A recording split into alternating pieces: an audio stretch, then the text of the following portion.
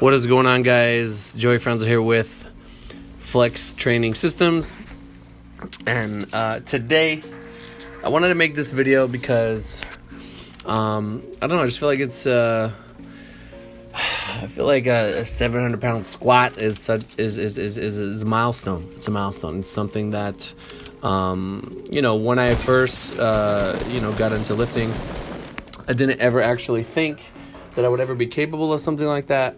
And it's funny, my journey into powerlifting was kind of like nobody around me really wanted me to do it at the time. My dad was like, yo, why are you doing this? You're gonna get hurt, this and that. And yeah, so we're just gonna kind of talk about that. As you can see, obviously this is a nice little gameplay in front of you where I had some pretty good snipes. I don't snipe this guy. I tried to. But then I choke at the end. I mean, I kind of got lasered out of the sky, but you guys will see that. But, ooh, look at that llama. Anyway, 700-pound squat. Yeah. Long time coming, guys. Literally like 6 years of just dedicated, strictly powerlifting training. I don't, I'm not one of the type of people that needs to do, kind of other things to... Like, I'm not interested in other things in terms of like Olympic lifting or bodybuilding focus or things like that. I think a lot of the goals of a bodybuilder and a powerlifter sync up, so they work really well together. So like kind of, directly, indirectly, I'm doing that anyway. I just wanted to talk to you guys about like what kind of got me here. And I think just not being hurt, literally not being hurt, not overthinking, not overdoing it, just listening to my body. My training has become super autonomous. I mean, I write 100 training programs a month. So, I don't even write my own training down. I kind of know where I want to be and when I want to be there. I hit sets and reps and RPE based on where I am from competition. And it's worked very, very well for me. Clearly, as you guys can see, nationals was a complete shock just because obviously I'm handling people, so it's very difficult for me to kind of be any kind of goals that I want kind of just get put on the back burner. That meet, and I still did very well, which makes the Arnold kind of very exciting. And I'm super happy to compete at that competition. I really just in my training, I just squat, bench, and deadlift mainly. I don't miss that. I mean, I deadlift very infrequently, but I don't do any leg press. I don't do any belt squat. I don't do any... I do things for upper body, but it's more so just to kind of, I'm a believer that if you have a strong back, it's going to benefit everything. So stabilization on the squat, stronger deadlift, or just maintaining your position throughout the deadlift and then maintaining your position on the bench press. So, nothing crazy, literally just very straightforward. I'm not the type of person that sees things online and wants to do more or wants to adjust what I'm doing based on it. I know what works for me, I know what works for my people, and I just kind of stick with that. It's just fundamentals, guys, literally just fundamentals. I'm not afraid to gain weight. I started powerlifting, I was like 205 pounds, right? I was not very strong. My technique was shit.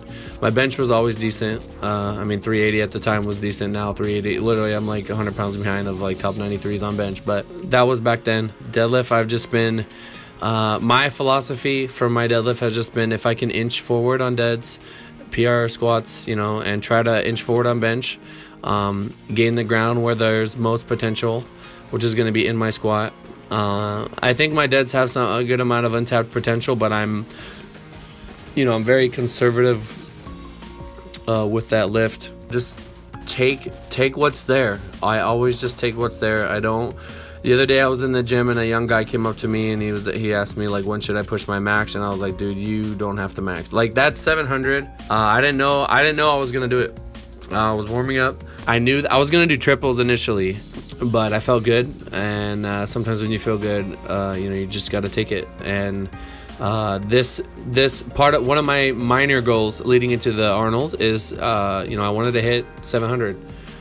I wanted to get it out of the way so that I knew I could do it, although based on my squat at nationals, I was pretty confident I had it in me, assuming that I was fresh, right? Unlike how it was at nationals with everything else going on. But I hit it and it was easy. And, you know, Big Jonathan, who was in the room at the time, said, you know, you should take it for 2 if you have it. And I was like, whoa, take it easy, buddy. This is gonna be hard. But I actually did time my rest periods. I did 7 minutes between. I try to do 7 to 9 minutes. Might seem like a lot, but that's just been kind of a good spot for me. I can go a little more, a little less, but you know, after 6:35, I started timing my timing my stuff, and you know, it all worked out. It worked out. Smoked it, felt good. Honestly, everybody around me was like, oh, like, Joey, that was sick, this and that. But it's weird. Like, it was just it just felt like another number. I didn't feel like, I really didn't. It felt nice to hit it. And I do think it was, you know, something worth noting, as I'm making a video about it, obviously, but it wasn't like, oh yeah, look at me, I hit 700. It was just like, you know, I wasn't surprised. I just did my thing, and, you know, stayed in the pocket. You know, try not to get hurt, and listen to the body, and don't freak out when you don't have a good day, or you know, you strain something, which happens sometimes. Sometimes it can happen, you know. I've strained my back many times, and it is what it is. I don't let it really affect me, and leading into preps, I'm very smart about what I'm doing, and I think just following all those things, preaching, you know, trying to lead by example, and practicing what I preach, you know, staying in the pocket and stuff like that, you know, it got me here. And I don't know if I'm gonna get greedy after, if I hit, I mean, at the Arnold, we're looking at like 722. I think that should be a safe, conservative number.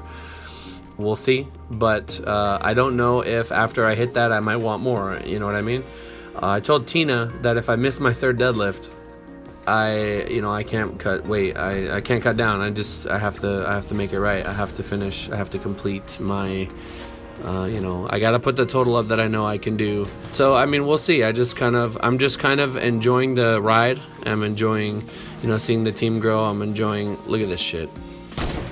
Get out of my fucking game, kid. Anyway. Flex on him real quick. But yeah, you know, it was nice. It was dope. It was cool to hit that number, get it out the way. And, you know, like literally 10 days later, I was still getting congratulations and things like that. So I guess I can end this video off with advice to you guys, and that would just be, you don't have to chase a number if you have everything else in order, and, you know, you're realistic with yourself, and you're not afraid to let your body, I'm not saying like get absurdly fat, I'm just saying, you know, within the realm of what you're comfortable with, and if you're patient enough, what you want from this sport will come to you. It will literally come to you. So, you know, that's what happened. And I think when you have reasonable expectations, it's all about expectations. It's all about not wanting what isn't ready to be had yet. You know what I mean? Like, you have to earn it, and it might take some people longer than others. I have a video coming out, or I may have already done it, on nationals qualifying totals. Like, if the totals seems you know, not obtainable, make it a goal of yours. You have 3 years, I believe 3 years before they change it. Just be patient. If you can not get hurt, make sure you're hitting your protein, make sure you're getting your sleep, make sure you're drinking water. You know, obviously things are going to happen in life. You're going to miss days here or there. Something might come up. That's fine. Adjust, you know, and do the best that you can. After that, everything will literally just land in your lap. That's how it feels, guys. It literally feels like that. And that quality of life and that, you know, kind of benefit I gain from powerlifting, I want to give that to other people. I want other people to experience almost like harmony, or I don't know. I just get something from lifting that I guess because I understand. When you understand the big picture, you understand like why things are happening. You know, why do I feel this way? You know, and you have like contingencies, right? Or maybe you're not interested in putting in the effort to, like, I mean, I literally spent years, you know, learning, and like I had the tools in my life to allow me to put everything into lifting, which obviously other people, you guys have jobs, you guys have kids, you guys do other things. So not everyone can invest the time into learning the way that I did. Then put that trust into your coach, right? So if you have a coach and you don't have the time to obviously learn what they know, trust them. Just trust them, and it will give you the peace of mind. Like, imagine you never had any doubts about yourself in training. Imagine you never had any worries about what you could do, or, you know, what you wanted to try to achieve and stuff like that. I mean, granted, we can't be delusional, but, you know, you just enjoy the ride. You truly love it. You're truly passionate about the sport. You know, when I first started powerlifting, I didn't have Instagram. I might have had Instagram, but I didn't like it, and I didn't expect anything from it. It was just kind of like there because like everybody around me was telling me to get it. I just want to say, you know, before I head out, thank you guys again for all the thank yous and congratulations and you know, everything like that. It really means a lot to me. And if I can stay healthy, and you know, I'm not like, I'm already like kind of, I don't like being this heavy, but you know, I feel good. My joints feel good. Started to get a little banged up, you know, because of the weights that I can move now. I'm around, if you guys are curious, I'm around 248, 250-ish. You know, I've made 105 from 247, but I mean, I'm not going to do that and throw away a 722 squat. You know what I mean? Like, I'm not going to throw away a big squat just to make weight. That's stupid.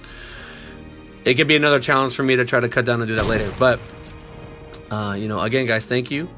For those of you that have been with me on this journey for a while, you know, you guys mean a lot to me, honestly. That's one of the cool things about social media, is I can kind of take you guys with me, and I hope you guys are able to gain, you know, something from just my lifting or any kind of content that I put out, any kind of little advice. You know, I think I can, I don't know how that missed, but you know, I think I can give you guys some sort of value by, you know, following me or watching these videos and stuff like that. So thank you guys so much for watching. I will let this gameplay roll out. I think I get one more kill. I miss a bunch of snipes. Because, I was on the phone with my girlfriend the entire time. I'm not trying to make excuses, but that, like, literally I was on the phone the whole time. I had a pretty good gameplay earlier that, I guess when Fortnite updates the game, the old updates get deleted, and, you know, it was gone. It sucked because it was a pretty high kill game, and I fucked up. But it was a 12 kill game, I believe. But yeah. Also, guys, sweaters are live. Sweaters are live. They're going to be live for 10 days. So, you know, depending on when I put this video up, it might be 7 days, 10 days, whatever. Yeah, and cop them. You could do any color you want. There's only 3 different types of prints. I don't know. Yeah. Let me get so cop a sweater if you want one. Let me know what you guys think about this video. I'm gonna have someone else actually edit it and put it together, and I'm kind of interested to see what you guys think. But that being said, thank you guys so much for making it this far. If you made it this far, what are we gonna do for a hashtag? Just go hashtag. Let me get a hashtag 700. Hashtag 700 in the comments below. I'll talk to you in the next one. Peace.